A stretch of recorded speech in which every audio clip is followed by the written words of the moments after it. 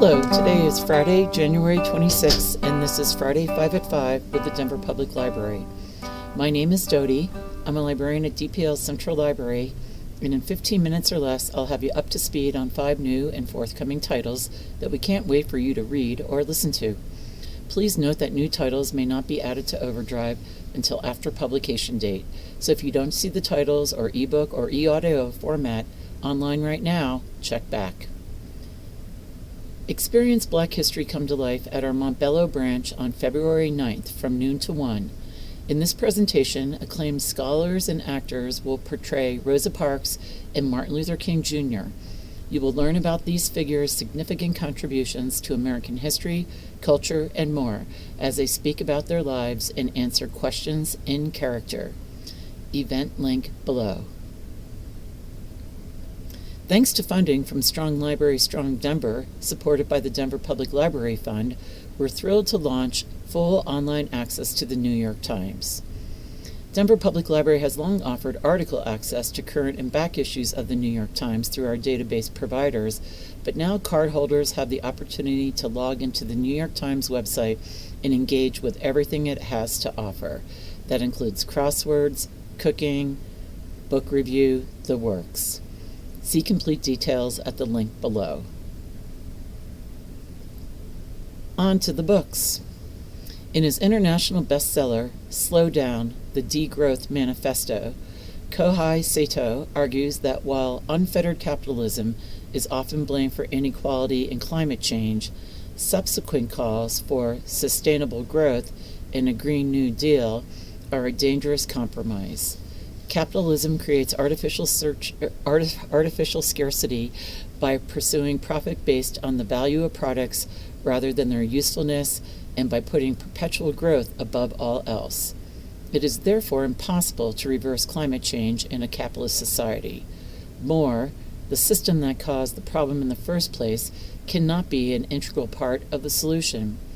Instead, Sato advocates for degrowth and deacceleration, which he conceives as the slowing of economic activity through the democratic reform of labor and production. By returning to a system of social ownership, he argues, we can restore abundance and focus on those activities that are essential for human life, effectively reversing climate change and saving the planet. In Before the Streetlights Come On, Black America's Urgent Call for Climate Solutions, Heather McTeer-Toney, the Vice President for Community Engagement at the Environmental Defense Fund, argues that climate issues are inextricably linked to the pursuit of social justice in this inspired call to action. Slow Living by Helena Woods is for anyone looking to simplify life. Personal growth books for women tend to leave out men and children, but this book was intentionally crafted with everyone in mind. Ivar Leon Menger's debut, What Mother Won't Tell Me, should come with blood pressure pills. German screenwriter Menger's gripping debut ropes readers into the disquieting life of 15-year-old Juno, who's lived on a small island in the middle of a lake in an unnamed country since she was a toddler. The tension at first comes from strangeness. Mother, father, their daughter Juno, and a son, boy, live a harsh homesteading life alone on an island. When Juno is spotted by a stranger, she sets in motion a chain of frightening events and, in an increasingly threatening new reality, starts to suspect that more than a few secrets have been kept from her. Bit by bit, teen Juno's desire for freedom and her determination to find out more about their situation, despite her sinister, violent parents, ramp up the fear to a terrifying do-or-die scene. Readers will be rapt. Stephanie Roble cranks up the tension in This Might Hurt when she receives an email from Wisewood, an off-the-grid facility where her sister is learning to become her maximized self, threatening to expose her darkest secret. Natalie heads north to come clean and soon discovers that Wisewood won't let either of them go without a fight. In the Island by Adrian McKinty, a ripped from the headline's tale, An American family's trip to see koalas and Australian wildlife becomes a life and death situation after they kill an innocent woman in a car crash, and her family seeks revenge. Next up is The Cleaner by Brandy Wells. The cleaner in question, C, works in an anonymous building full of anonymous people. It could be any office anywhere in the world where it is the job of the cleaner to be completely invisible, starting after the offices have closed and leaving before the first workers arrive. As such, C's interactions are limited, with only the security guard, L, and a delivery driver, M, for company. Readers are introduced to Yarn Guy, Mr. Buff, and Coaster Woman, so named for the trinkets and concoctions they have hiding in and on their desk. Then there is Sad Intern, someone that C takes particular interest in. As C moves around the floors of the building, rifling through the contents of each desk, those little snippets of their habits help C to start building a make-believe world for them, assigning attributes that may or may not be real. After all, what does your workspace say about you? As the plot develops, the cleaner stumbles upon a covert email exposing a secret that has the potential to disrupt not only C's job, but also the livelihoods of the individuals she has silently observed. Something Strange is Happening in Vengeance Is Mine by Marie Nidia.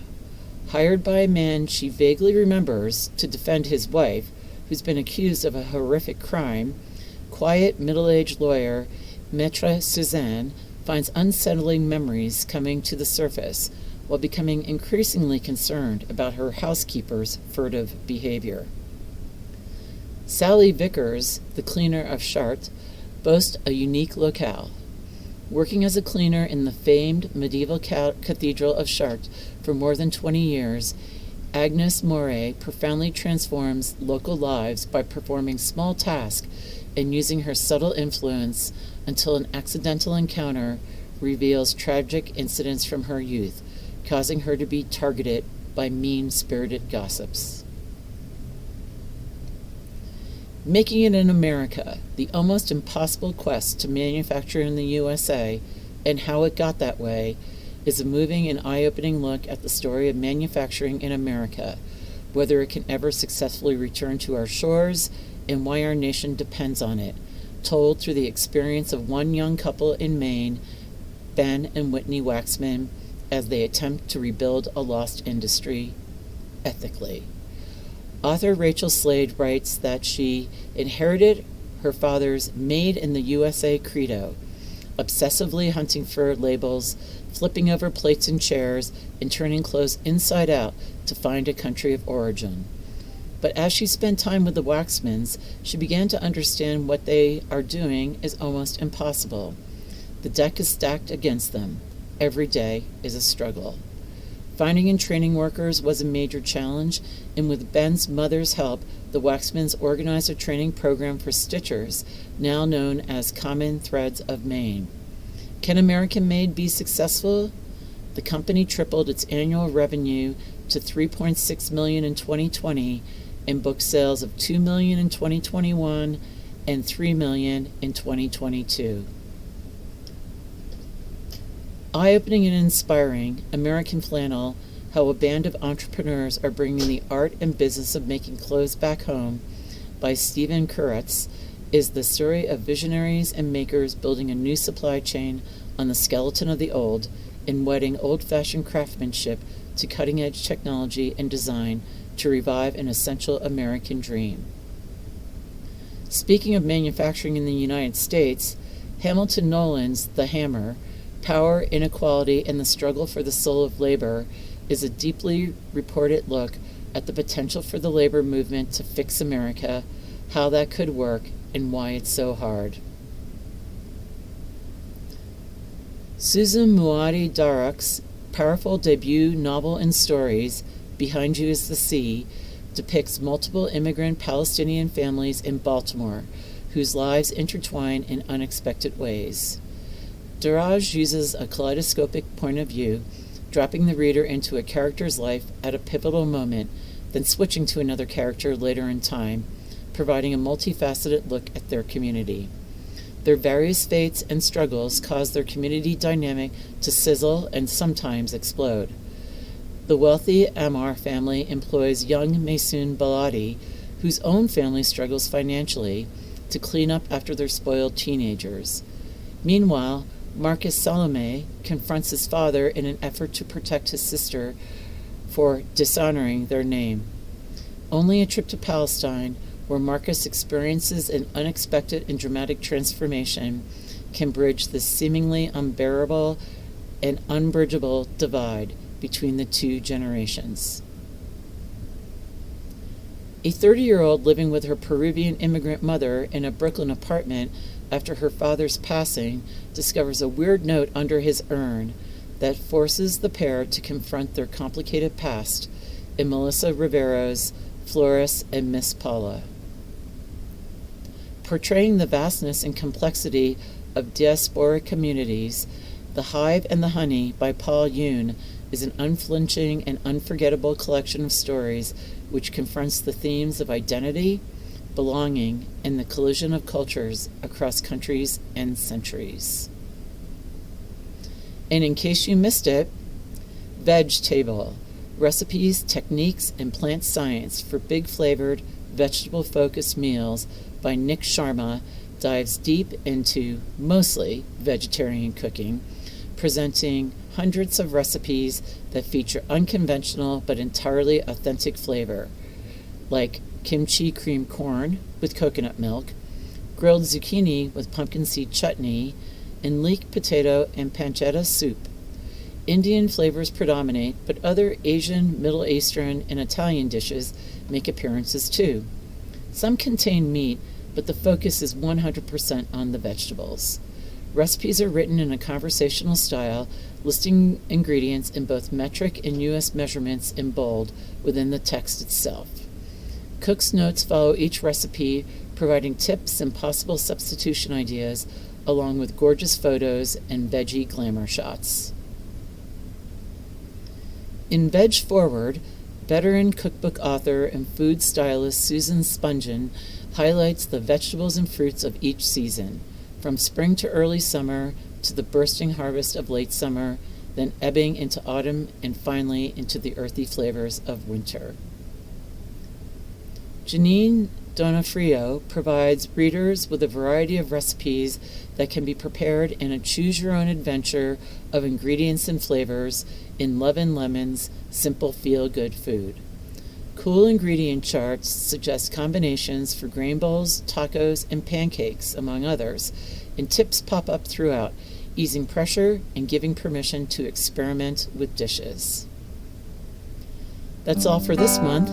Thank you for tuning in to Denver Public Library's Friday 5 at 5, and we hope you enjoy these great reads and listens. Check out or place a hold on these titles and a whole lot more right now at denverlibrary.org, link below. Tune in next month for our new recommended reads. Bye-bye.